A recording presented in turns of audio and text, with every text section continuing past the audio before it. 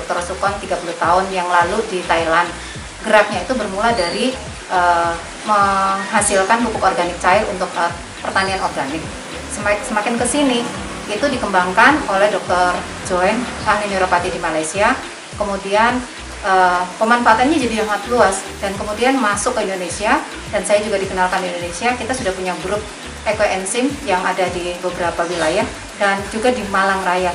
Dan kita mencoba, karena gerakan ini adalah gerakan banyak relawan, mencoba ke kampus untuk menawarkan gerakan ini menjadi satu gerakan yang kemudian bisa teman-teman kampus akademisi itu bisa juga terlibat, melihat aspek-aspek akademisi yang kayaknya menarik tuh kalau dikaji lebih dalam. Kita mengajukan hibah supaya bisa mendapatkan pendanaan, dan alhamdulillah tahun ini kita dapat pendanaan hibah Doktor Mengabdi yang kemudian membawakan konsep program pendampingan kepada ibu-ibu pedesaan dan juga perkotaan untuk mengolah sisa dapur ya, dari sayur dan buah yang masih segar sebenarnya. Kulitnya, batangnya itu bisa kita kemudian dampingi untuk mengurangi sampah organik. Ya.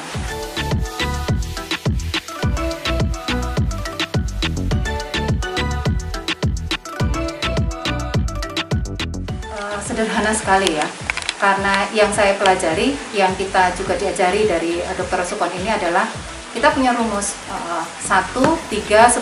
1-3-10 itu adalah satu bagian gula merah atau molase, kemudian 3 bagian bahan organik yaitu kulit buah dan sayuran tadi yang sudah menjadi sisa dapur kita, kemudian 10 bagian air. Itu aja sebenarnya. Apa Bu manfaat yang bisa dihasilkan dari ekoenzim itu? Wah, banyak banget ya, dari beberapa testimoni yang kita terima dari para relawan yang ada di lapang. Itu yang pasti bisa untuk pupuk organik cair dia juga bisa bagus. Kalau pupuk organik pasaran itu takarannya 1:500 air, 1 mili pupuk organik cair untuk 500 mili air. Nah, kalau pupuk organik cair dari ekoenzim itu lebih lagi 1 mili untuk 1 liter air, jadi dia lebih kental gitu ya. Kemudian itu bisa digunakan untuk penyakit kulit, berbagai macam testimoni. Ada beberapa dokter yang terlibat di dalam relawan ekoenzim juga sudah mempraktekannya. Itu bahkan untuk penyakit kulit juga cepat sekali proses penyembuhannya. Dan karena itu cocok untuk beberapa penyakit kulit, kemudian penggunaannya jadi lebih banyak. Pengembangan selanjutnya Bu? Itu tadi saya bilang, dia akan berfungsi sebagai salah satunya sebagai disinfektan.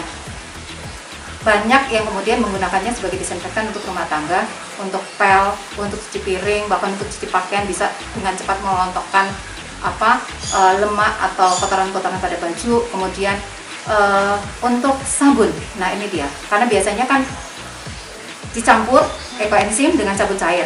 Nah, sekarang teman-teman KKN juga sedang membuat, kenapa nggak kita buatkan sabun yang juga dari ekoenzim, yang dulu kalau di komunitas ekoenzim Nusantara itu sudah sangat sering sekali dilatihkan, tapi untuk wilayah kayak perkotaan, kota Malang ini, dan juga di tempat di mana kita mendapatkan hibah itu juga belum ya.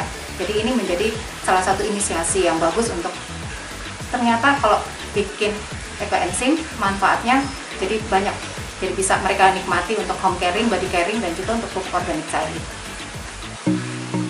Sabun cair ya Bu ya?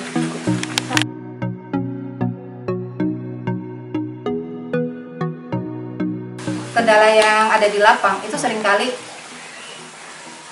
ibu-ibu itu tidak telaten. Tidak telatennya apa? Kan ada rumusnya 1-3-10, oh nambah-nambahin dikit gitu. Itu akan berpengaruh juga pada hasilnya. Terus kedua, waktu perawatan, karena ini prosesnya 3 bulan, ini kan prosesnya 3 bulan. Tapi masa kritisnya itu kalau saya bilang itu di bulan pertama. Hari ke-7 harus dicek, kemudian yang nyembul bahan organiknya itu celupkan ke dalam larutan gula tadi supaya tidak muncul banyak organisme yang lain.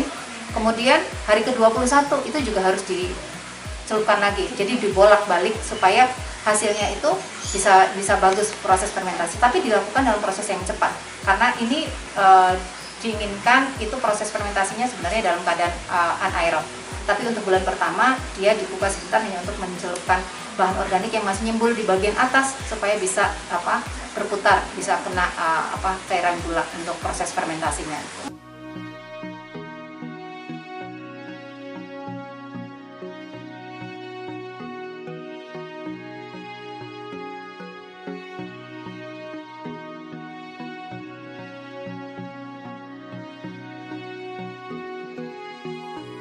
anaerob dan semua bahan organik itu sudah ada di bawah, sebenarnya itu jauh lebih bagus. Saya kira yang kita lakukan dalam proses controlling itu dalam hari ke-7, hari ke-21 itu sebenarnya untuk melihat bahwa banyak bahan organik yang sisa itu dia nyembul, dan apalagi kalau udaranya di atas itu banyak, itu akan memunculkan banyak jamur, bahkan kalau tutupnya nggak rapat itu kemudian bisa memunculkan belatung. Nah itu yang beberapa muncul di para penggiat itu ada belatung-belatungnya karena kurang rapat, sehingga kita itu ya coba dikontrol aja. Tapi kalau dia semua sudah tenggelam, itu bahan organiknya yang tenggelam, ya udah sebenarnya kita cuma lihat dari luar. Kalau dia transparan bisa kita lihat, ya kita sambil cium baunya. Indikator utamanya ya di bau. Kalau dia baunya masih bau fermentasi, ada bau segar kayak tape, itu cenderung jadi. Tapi kalau dia baunya kayak bau got, wah itu hanya bisa jadi pupuk organik cair.